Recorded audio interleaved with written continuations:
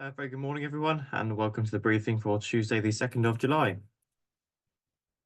So the synoptic situation, if we go back overnight, we had a couple of these fronts pass through just about very weak warm front, which brought with it increasing cloud yesterday. Then a cold front overnight, which has left us with a reasonably nice air mass today.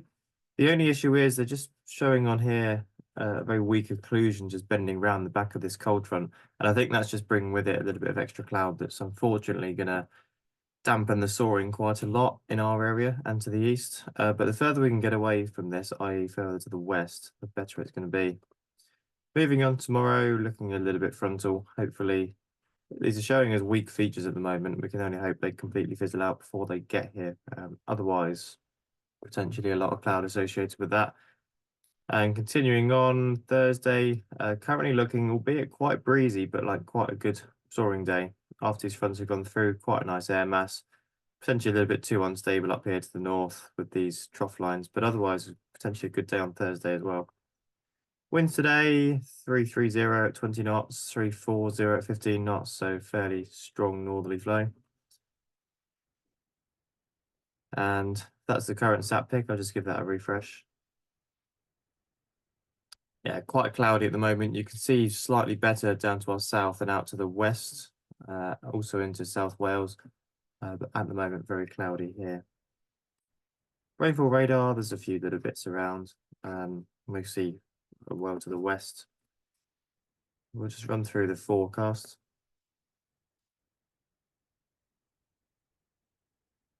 So you see it looks clearer out to the west, down to the West Country, to the east of us, London area, and into Kent. It looks a little bit damp. Later on in the afternoon, continuing to dry out in our area, and looks like some scattered showers up to the north. So our area and out to the west looking pretty much fine. This isn't working very well.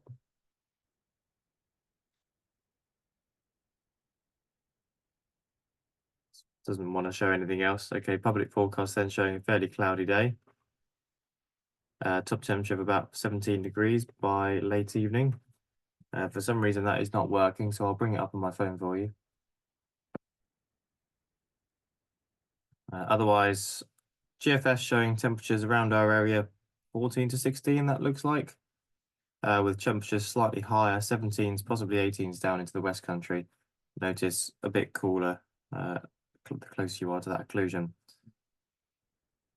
Dew points set around 9 or 10, slightly better down to the west, more like 9s, out to the east, more like 11s.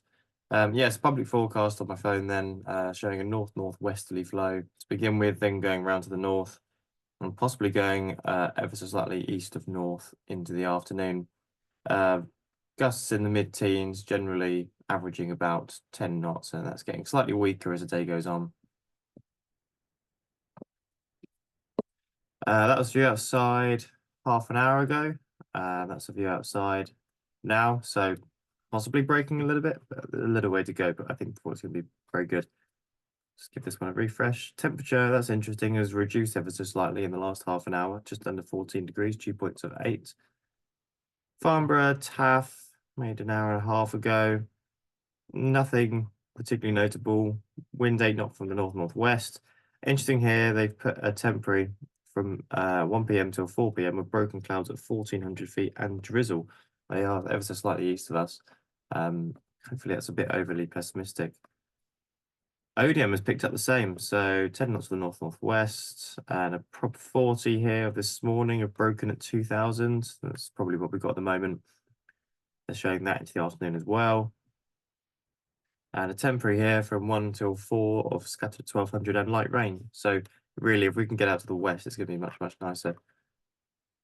Okay, your potential flight distance, just going to zoom that in a bit for you. So you can see not great in the Lasham area, and to the east of us, deteriorating a lot. But down to the west, much, much better towards Plymouth direction. Looks like a relatively small but quite nice area there. We run through thermals from about 10 a.m. Struggling to get going in the Lasham area, but a bit better down to the west. Running forward a couple of hours. Convection, this is showing to about 2,500 to 3,000 feet. up to about 4,000 feet down into the West Country. Further west you go, the more chance of it being blue on this forecast. Later on in the afternoon, this is 3 p.m., possibly 3,500 feet at Lasham. You can see very poor to the east and potentially some drizzle there. Possibly a little bit of overdevelopment around here. Down to the west, looking quite a lot more steady, 4,000 feet by the looks of it. Sky sight then, central flight distance, you can see not too bad in the Lasham area, but you see we're on the edge of this much worse area, and quite clearly a lot better down to the west, showing the Overton area to be the best part.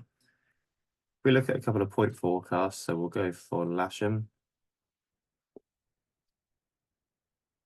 You see it looks reasonably steady. It's showing quite a lot of low cloud and a little bit higher cloud cover coming in later this morning, but otherwise fairly steady. Thermals by about 10:30, 3 knots, and then 3 knots pretty much till the end of the day.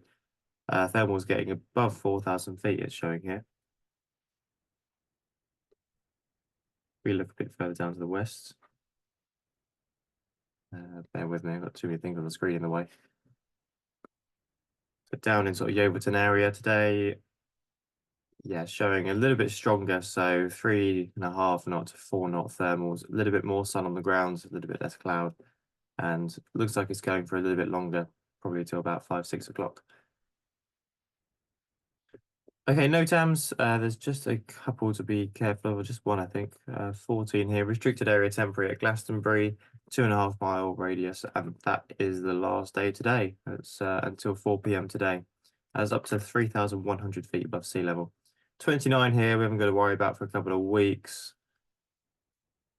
I think that was it. Imber danger area is active, and that is effective from this morning. Otherwise, Western on the green is active overnight, and there's nothing on here that I could see. Number 3 and 4, if you're going this far, there are a couple of danger areas down here. So Merivale and Willsworthy. I doubt people will be going quite that far. Okay, setup, we're going to go for 2-7. Pretty much a standard setup. The wind will be slightly brought in due to the northerly and coming down the edge of the runway, but we'll need quite a lot of correction to the right or to the north on the winch launches, please. Aerotows will be from the northern side of the runway as normal. If there's need for a grid, then normal position on the north side. I'm doubting we'll need one, given it's not going to be that good in the Lasham area, but possibly if it clears up a bit more, we might have more demand. So grid if we need to, normal position on the north side, otherwise just bring the glider to the launch point.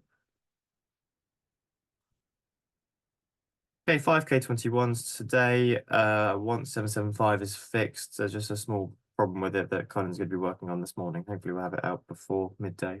I'll keep you updated on that. 2K13s, 2 baby grobs, and 3 discuses.